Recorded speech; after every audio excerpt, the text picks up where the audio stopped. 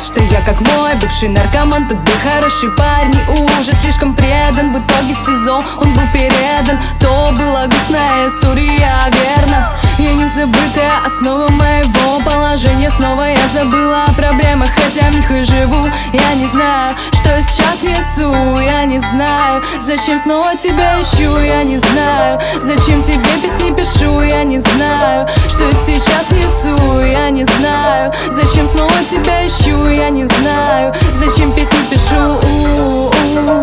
Не знаю, не знаю, не знаю я.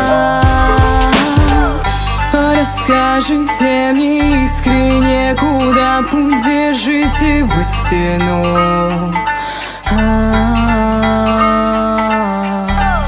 Расскажите мне искренне, куда путь держите.